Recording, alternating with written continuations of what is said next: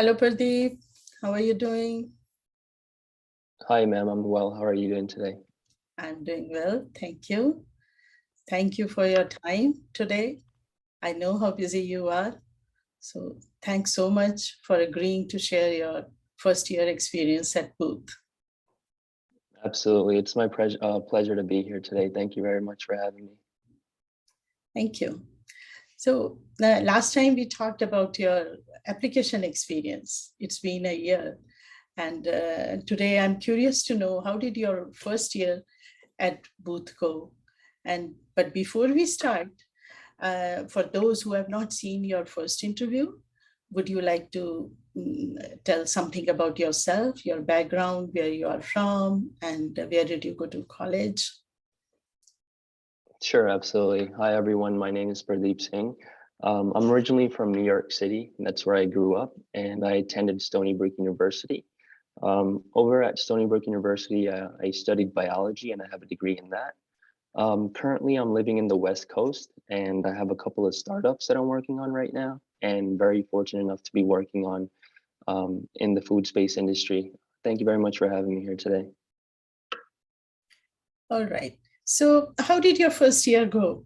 You told me that first quarter was online and the second quarter was in person. So how did you find it different? Yes, the first year was great.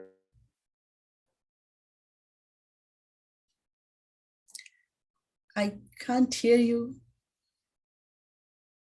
I can't hear you. A lot of the students, some of them were attending classes from in person, and a lot of them were at home attending it virtually. I'm sorry, Pradeep. I lost you for a few seconds. Can you please repeat? What was the Oh, yes. difference between online and in-person classes? Sure, absolutely. Yes. Can you hear me now? Yes, now I can. Okay. Okay, yeah. So what I was saying is pretty much a lot of the classes started off virtually and then it transitioned into virtual and in person. And then some of the classes were dual modality. So the first year was great. And you know, what they say is true, time flies when you're having fun. And ever since I started with school, I've been having a lot of fun, although it's very academically challenging. Mhm. It's a great, you know, it's a very fruitful experience. When you're taking classes virtually, the discussion portion of that is still there, but it doesn't feel as lively as when you're actually in the class. You know, you're better able to engage with the professors and your classmates a lot more when you're in person, and you can see the difference a lot in the engagement levels when everyone's present in the class. So that was one of the you know, the major things for me, which were the discussions in the class, and it felt a lot more lively attending in-person classes compared to attending them virtually. I'm glad that you are having fun at Booth. So what is your most favorite aspect of the program? So this particular aspect, I believe, is a really big one for everyone, is being able to cater the program and choosing the concentrations that you want to choose to your personal liking. So everyone, you know, starts off with the foundational courses that everyone has to complete. But then after that, the MBA is designed where you choose and take the classes that matter most to you and that will help you in a work setting, or, you know, classes that spark your interest rather than just having to fulfill a requirement. Yeah, You know, so that was one of the best aspects about the program. Also, the professors and students are very nice. You know, everyone next to you is just as curious as you are, and everyone's very easy to approach and engage in conversations. Everyone's very friendly. That's also one of the good things about Booth. So I believe the main aspect is, you know, choosing the classes that you know, will best help you in your future endeavors is the favorite aspect of the program. right. And I think the best part of Booth is you have the flexibility to choose your own courses. It's the most flexible program. Absolutely, yeah. So, you know, a lot of students when they're in an undergrad level, they have to choose classes that they really know that's not going to help them out. in the future. For example, if someone's a bio major and they have to take classes like history or art, they know it's not going to help them. But in this MBA program, it's complete opposite. It's you choose the classes that you want to take, and then that will help you, or classes that Right. spark your interest, instead of having to just take classes just for having to fulfill a requirement. Right. So is there anything you wish you had known before you started? Yes. So I think it's vital to know which classes you want to take and when they're offered, and what part of the year, what time of the year they're offered, and by which professor. Right. Booth, a lot of students or prospective students might not be familiar with this aspect of the school, but they work on a bidding system. So when it comes to choosing classes, you're given amount of points, and then you have to allocate them to choosing specific courses. So it's very, very vital, very important to lay out your schedule beforehand on what you want to take throughout the rest of the year. Right. So that way, when you're ready to graduate or getting closer to graduation, you're happy with all the classes you've taken, and you don't miss any important classes that you missed because of not laying out your schedule beforehand. So I feel like I still have a lot of the classes that I wish I would have taken, but I'm only in the first year right now. I just finished. So I think there's still an ample amount of time for me to actually, work on that and lay out my schedule for the next year, and then, choose the classes that I want to take. So that's something that I would definitely recommend for everyone to do, is just know beforehand on when the classes are offered, by which professor, and when you want to take them. The bidding system you just talked about sounds interesting to me. Can you elaborate on the bidding system? Sure, absolutely. So when you start the program, you're given a certain number of points, and those points you have to bid on the courses you want to take. So it's not a random, guessing game where you just randomly guess the amount of points you want to bid for a course. You're given previous data from previous years and previous quarters on how many points each class went for. So for example, if you're taking a very, very popular class in Booth, and you want to make sure you want to get into that class, you would look at the previous data and see how many points students have bid on that class to get in. And then you would bid on that class somewhere around that ballpark in that spectrum. So you make sure you're getting that course. So if you bid too low, then you're probably not going to get into the course. If you bid too high, then you get into the course, but you're losing a lot of the points. You sacrifice a lot of the points for the class. So it's a very interesting way that it works, and it makes sure that everyone chooses the classes that they really need at the time they need it. Right. So for the students who really need to take the class and they're nearing graduation, they would probably bid the most amount of points on a particular class because they really need it and they know they're about to graduate. So a lot of the classes work like that, especially the popular classes. But a lot of the foundational courses that everyone has to take, they go for a lot less points. Okay. But then there are a lot of classes that every Booth student wants to take, and those go for quite a lot of points. Interesting. So it helps students set their priorities about courses right at the beginning of the quarter. Yes, absolutely. Great. Is there anything at Booth you would like to change about the program? Yes. So far, everything's been wonderful about the program. Maybe this is just a temporary thing and not, definite. So I'm in a situation where some of my classes are virtual, and then some of my classes are in person. So that's one of the things that I dislike about that, because I really hope to have both my classes. Because I am taking weekend classes, I really hope to have both my classes on the same day and both in person, because I'm traveling for one class. So I just wanted to make sure that I wanted to attend the second class in person as well. But Of course. it didn't work out the way that I wanted to. So one class is virtual and another class is in person. You might say that I can substitute that one specific class that's virtual with another in-person class, but I don't want to waste the amount of classes or courses on that I don't need. And I want to make sure that I take the courses that I need and I choose my time wisely. Because there's only so many courses you can take throughout your, your MBA journey. And you Right. want to make sure you're taking the right courses. So sometimes you have to just sacrifice that in order to continue. But I think that's one of the things that I would like to change about the program. And I'm not sure if this is a temporary thing or, hopefully it's a temporary thing because everyone wants to be in person Right. and, network and build relationships. It's a lot better that way. That's true.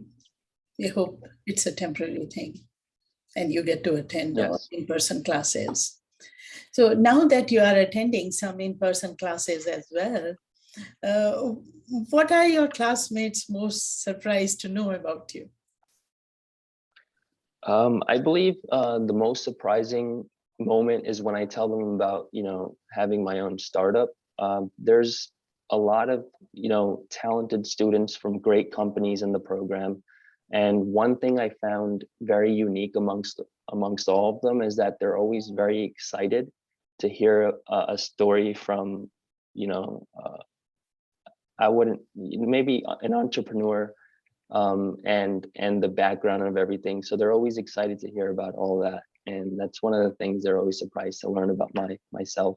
But to me, I'm surprised as well from the things that they're doing because I've never had that specific type of experience. And now, they've never had the experience that I have. So it Mhm. goes hand in hand. So that's one of the things that they're most excited about and surprised about is, working on multiple startups while attending school at the same time. Yeah, yeah. Are they surprised to know that you started off as a medical student at dental school and then left it after 1 year to start your own business? This is They are. There are students from all different backgrounds, but not a lot of them are from the same situation, and not a lot of them have the same story as I do. Everyone has a unique and specific story, so they are. I do tell them as well that this was my a career change, and this is something that I was doing in the beginning into the medical field. So that's another surprising factor as well. They're more surprised to hear about that. right. So, how has the program benefited you at work? Are you able to incorporate your classroom learnings to your startup? Yes. So as I mentioned earlier, there are a lot of foundational courses that everyone has to take. And that's for, I guess, like a foundation to build on your interests and what you want to pursue after that, or the classes you want to take after that.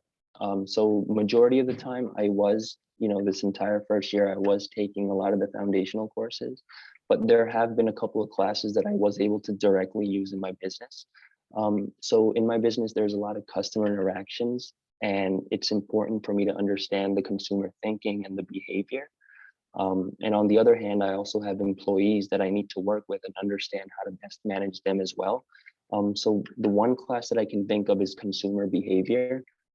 For example, one of the things that it helped me with was incorporate uh, a customer reward system Mhm. on the do's and don'ts of the reward program, and then what works the best, what attracts the consumers a lot more.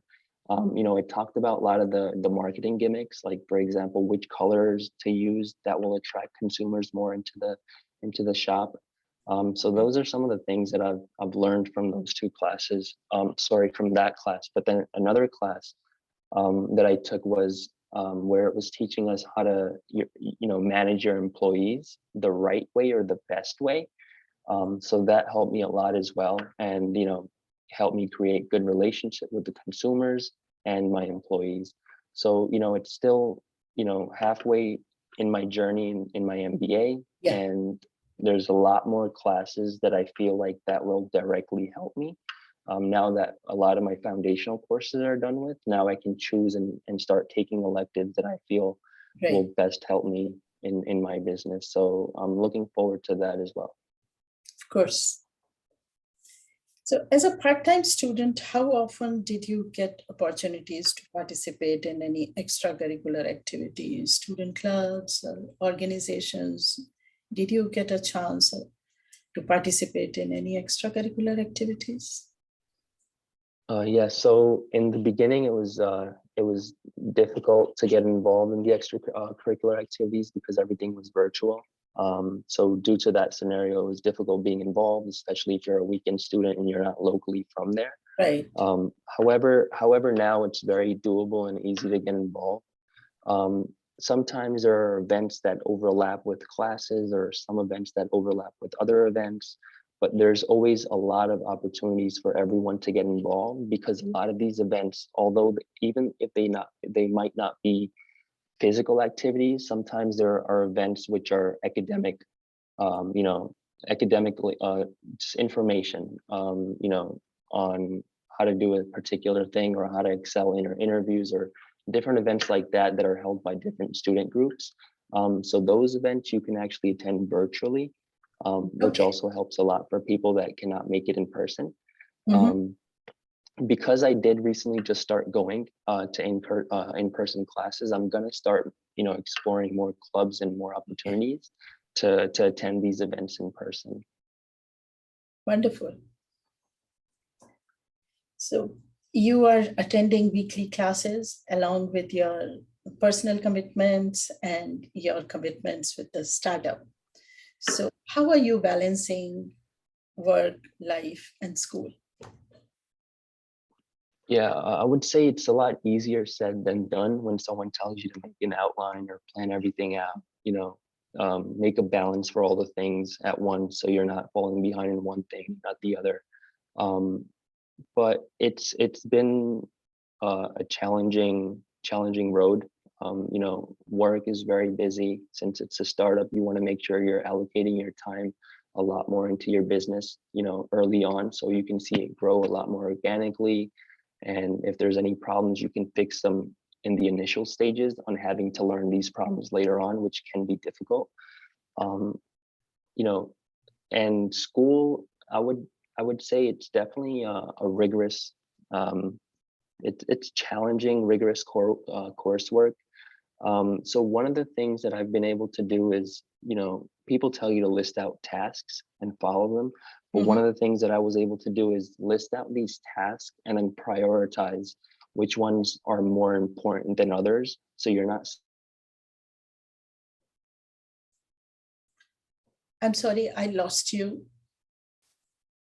I lost you for a few seconds. Hello, I can't hear you. Okay, I just can't a hear you. second. Yeah, Can you hear me yeah, now? yeah. Now you're back. Uh, You were saying okay. listing out tasks and prioritize what you want, what you should do. So can you please repeat yourself since I lost you for a second? Oh, I lost you again. I couldn't hear Can you you. hear me now? Oh, I can hear you now. I can hear you now. Yeah, yeah. Can Now, you hear me? yeah, now I can. Can you please repeat? Apologies. Listing out Yeah. So tasks. what I was saying was, you know, the easy way to do it is list out the tasks that are important on things that need to be done for work, your life, your personal social life in school, and then prioritize them and focus on the ones that will help you instantly and, you know, kind of like prioritize them so that way you're not focusing on tasks that are not important in real time. Right. So that's one way that I've been able to keep up with a lot of the work and school. So you know, sometimes you have to skip the occasional social outings with friends and family. But at the end of the day, as long as you're not overworking and burnt, I think it'll be just fine. You know, it's not an easy thing to do, but it's been working well with me, and I've been able to you know work with that.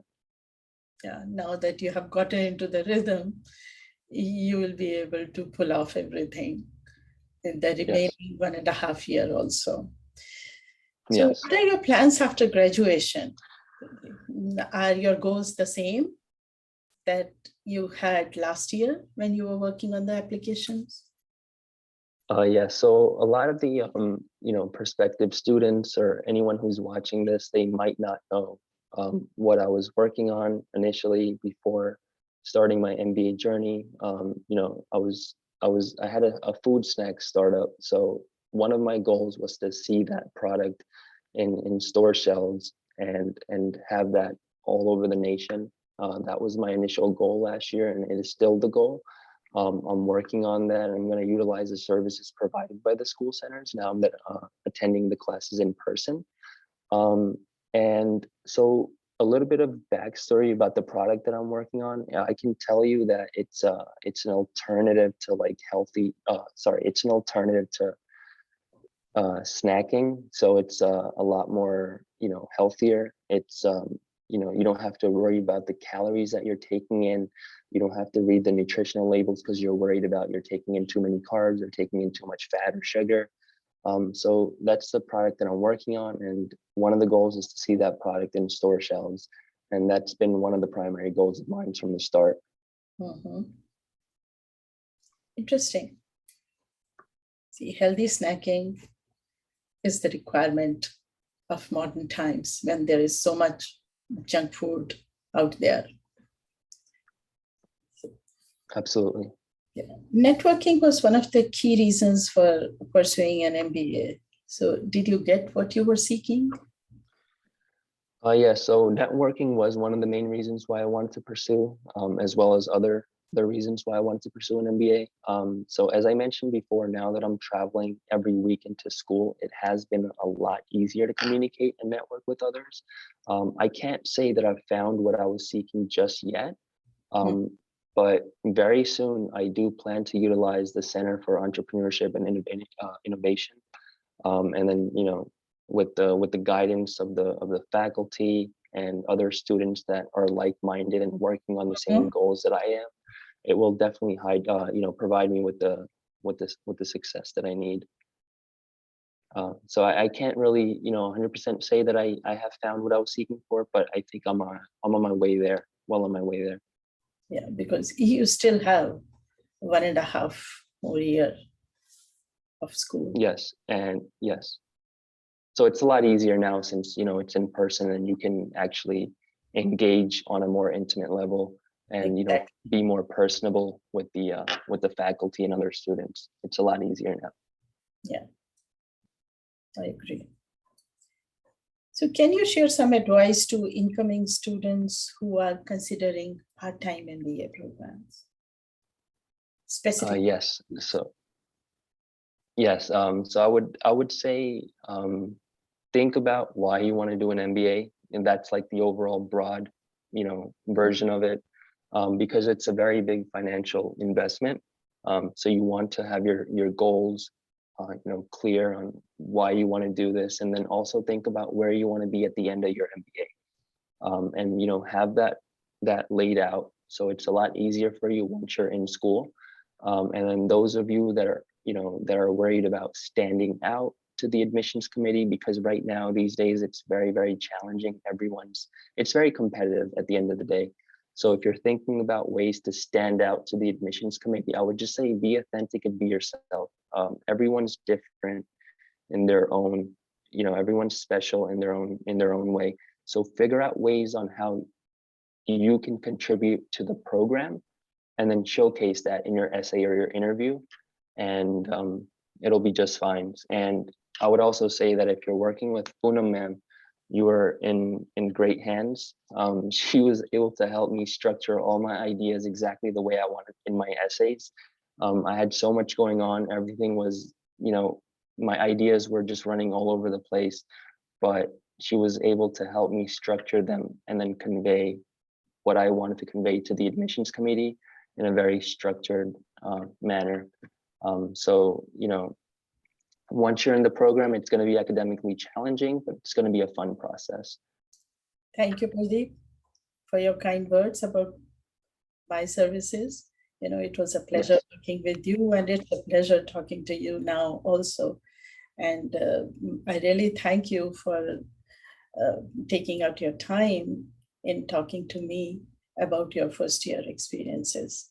Is there anything else you would like to wish with our readers and the audience that I haven't asked?